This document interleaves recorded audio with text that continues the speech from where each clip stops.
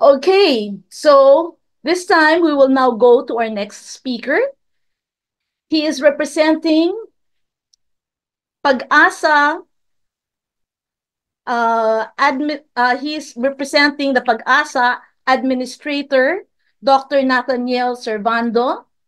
We have someone who finished Master of Science in Meteorology from UP Diliman, a meteorologist at the National Meteorological and Hydrological Service of the Philippines, and the Philippine Atmospheric, Geographic, and Astronomical Services Administration, or PAGASA.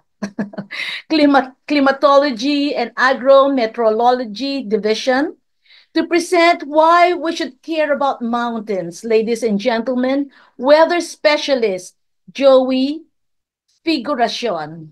Take it away, Joey. Thank you. Thank you so much, Ms. Tessa, and good afternoon po sa ating mga participants.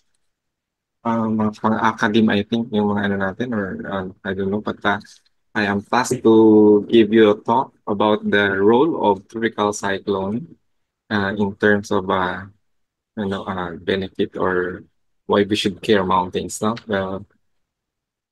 So in the context of meteorology, I will be discussing uh, mountains and its role in tropical cyclone, or basically anong epekto niya sa bagyo, no? So tropical cyclone is a general term of bagyo here in the Philippines, lalo na sa Western Pacific, which sakop tayo.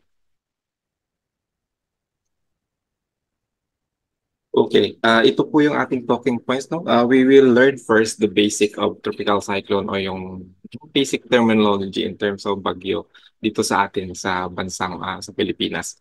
So when we say tropical cyclone, it is or TC, bagyo yan sa Tagalog, no? It's a severe weather disturbance that forms dito sa warm Pacific, which is typically dahil yung ano natin is west part natin nanggagaling is waters or past of waters yung North Pacific natin dito sa Pacific Basin, no? So mainit siya because naka-situated tayo malapit sa equator. So basically kung ano, so we have the abundant uh, solar radiation, that's why mainit yung dagat din, na heated yung ating mga dagat. So due to the property, ay di-discuss ko rin later yan kung bakit nag-form ang ating bagyo and characterized with rotating clouds, no?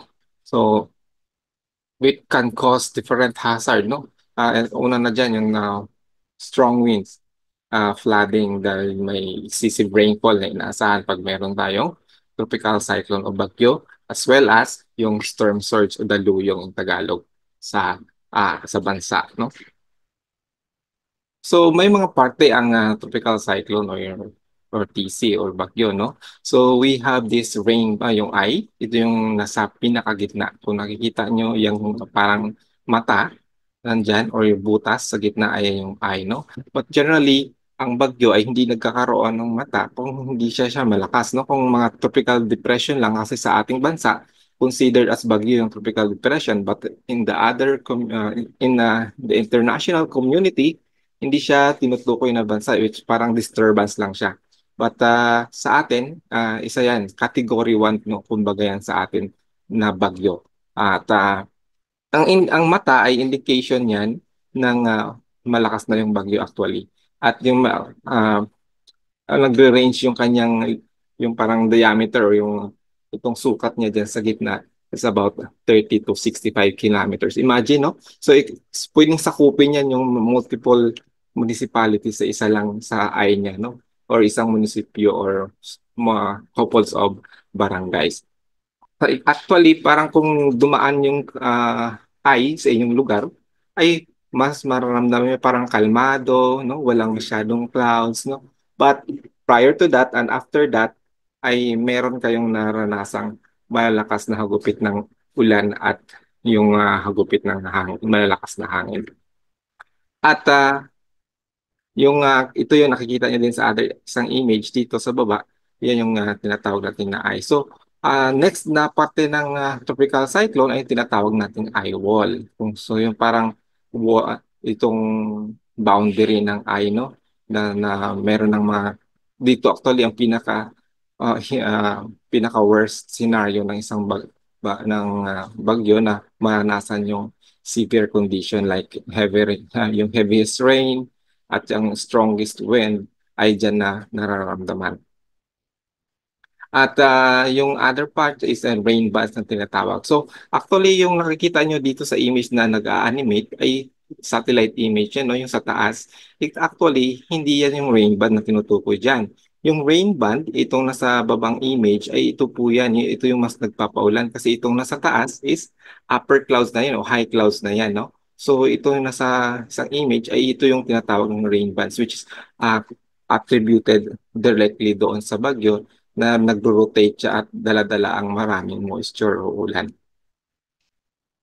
Now, ano yung mga ingredient para mabuo yung bagyo, no? Marami tayong tinitingnan, no? Unang-una na dyan, kailangan may existing tayo na disturbance.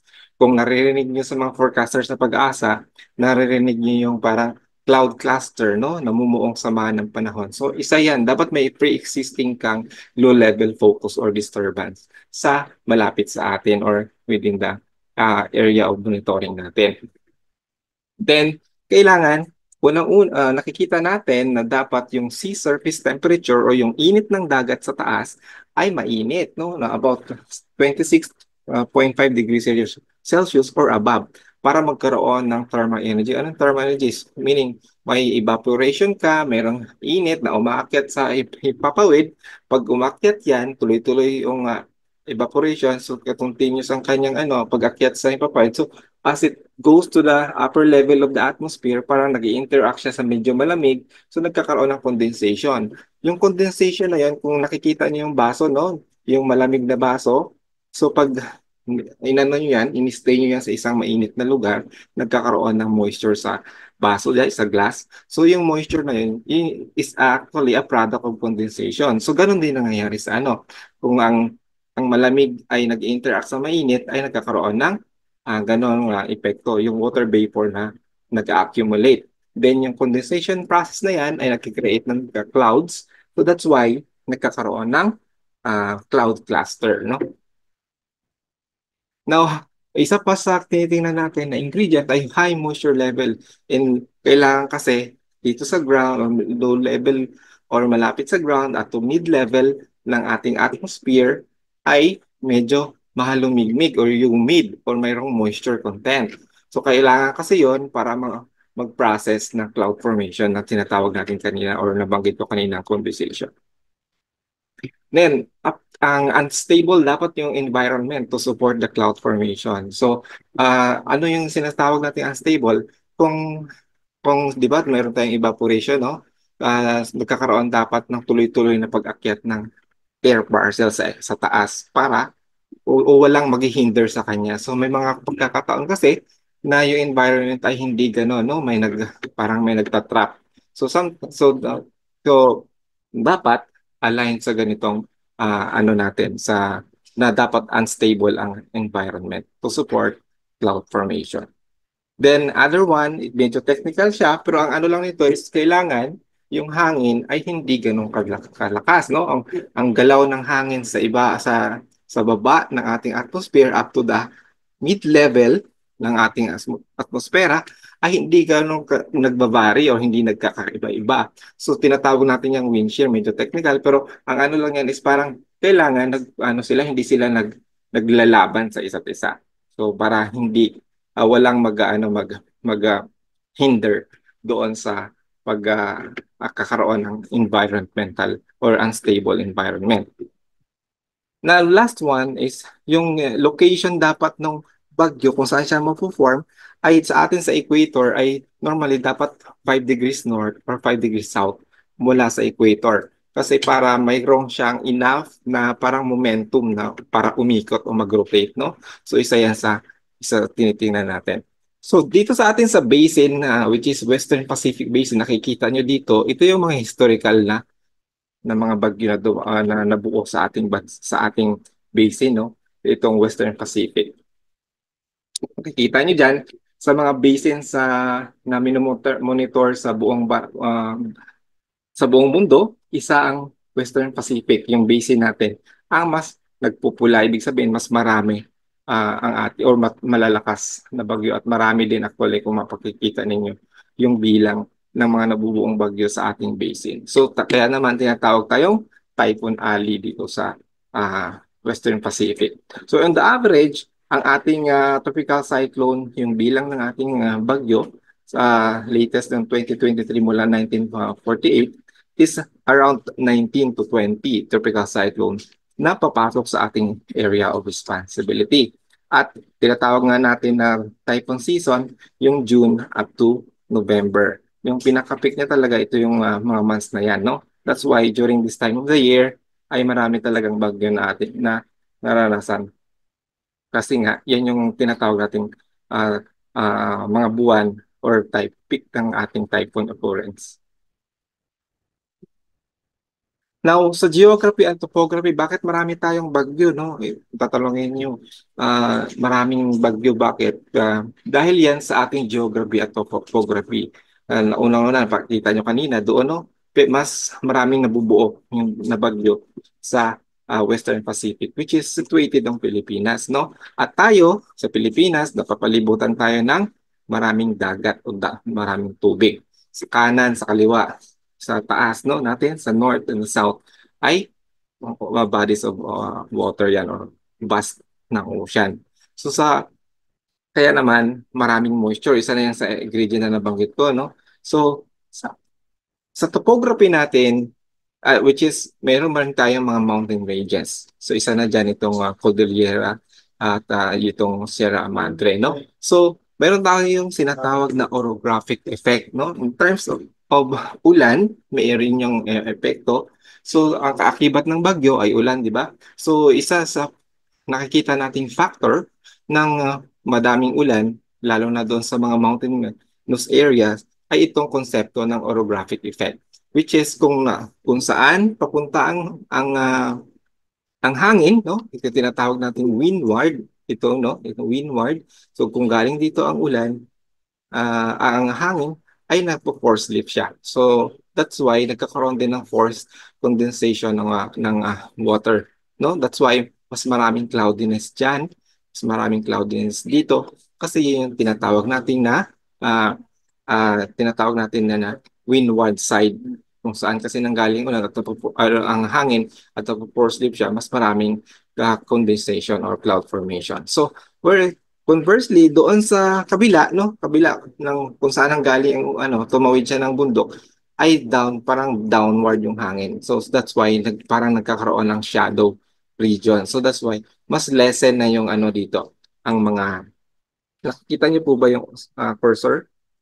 So lessen na yung mga cloud formation dito. So, ito ang isa sa pinaka-typical na epekto ng topography o mountain ranges in terms of distribution ng ulan. Now, tingnan natin yung seasonal change ng ating rainfall distribution sa bansa, no? Makikita nyo dito during wet season, which is habagat, no? April to September, makikita nyo yung darker blue, no? Nag-iitim na, more than actually about 200 millimeter to more than 350 millimeter dito sa mga darker blue na yan. So makikita nyo dito na dito lang actually mas maraming natatanggap na ulan. Dito sa kabila ay wala masyado. At conversely during amihan, no, nandito, 'di ba, ito na yung magiging parang windward. So nagkakaroon na dito na yung mas roon na parang mas marami ng ulan dito. So dito natin na yung makikita yung trend or yung distribution ng ulan base sa kung saan nanggaling yung hangin, tapos maepekto yung terrain o yung mountain sa distribution ng ating ulan. So mas maraming ulan kung nandito yung hangin. So kung nandito naman ang nanggagaling ang hangin, dito naman sa eastern side natin ang mas maraming ulan.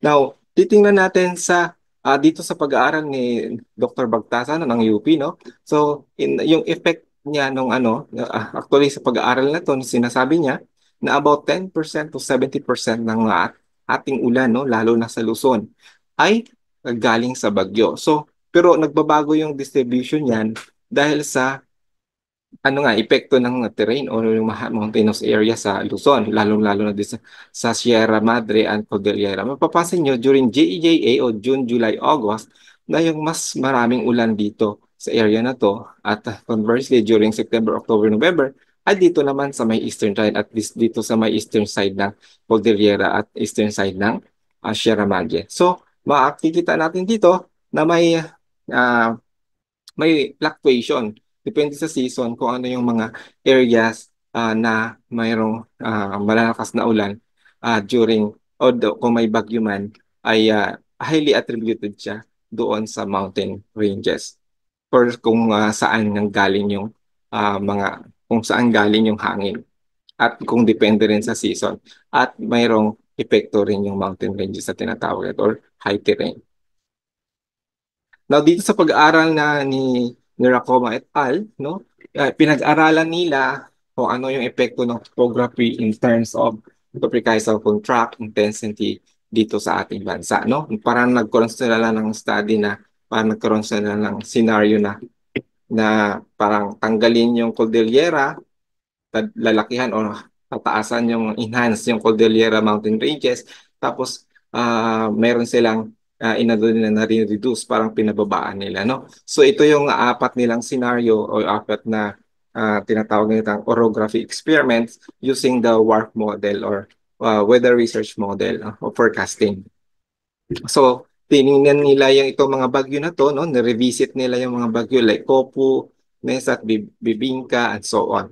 With this 8 tropical cyclone, so find out nila na in terms of rainfall, yung heavy rainfall is depicted over the eastern section. No? So, parang nagja-jibe siya doon sa pinakita ko kanina na pag-aaral ni Dr. Jerry Bagtasa, no? So dito sa eastern side ng Sierra Madre at eastern side ng Cordillera, depende kung anong lokasyon ng bagyo, ay nagkakaroon ng enhancement ng wherein doon sa leeward, parang dito sa natago ay hindi na masyadong nagkakaroon ng maraming ulan dito kung may mga bagyo tayo. Depende sa lokasyon ng bagyo.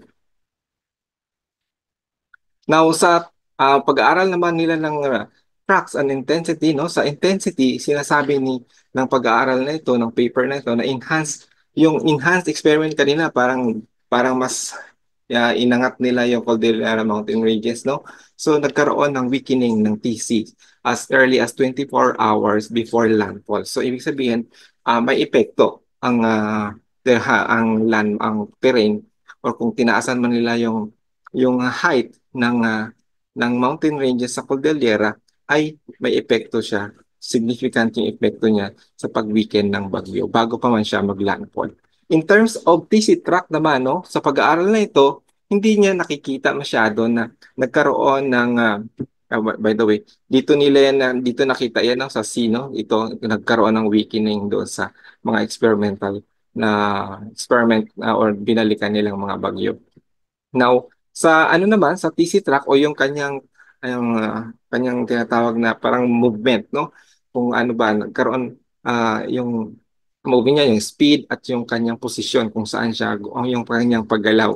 So sa pag-aaral na ito, sinasabi yung TC track based on sa pag-aaral na to, walang masyadong epekto o significant na effect doon sa paggalaw kung saan siya pupunta at kung gaano siya kabilis gumalaw. So wala wang masyadong nakikitang uh, significant effect.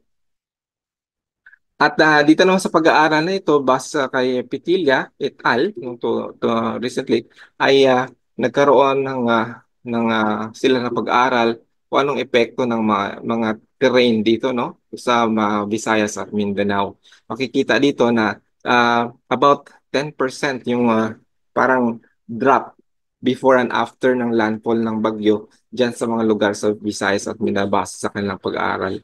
So with the parang 29 tropical cyclone ang kanilang parang ni-revisit nila at they found out na with that parang 10% ay nagkaroon ng reduction or ng weaken parang humina no yung bagyo in terms of intensity before man siya maglandfall and after maglandfall. So I hope na may natutunan tayo sa discussion ko at kung may katanungan po, maaari lang po kayong mag-email sa amin. Maraming salamat. Wow. Boy, thank you so much. Yes, our weather specialist, Joey Figueroa.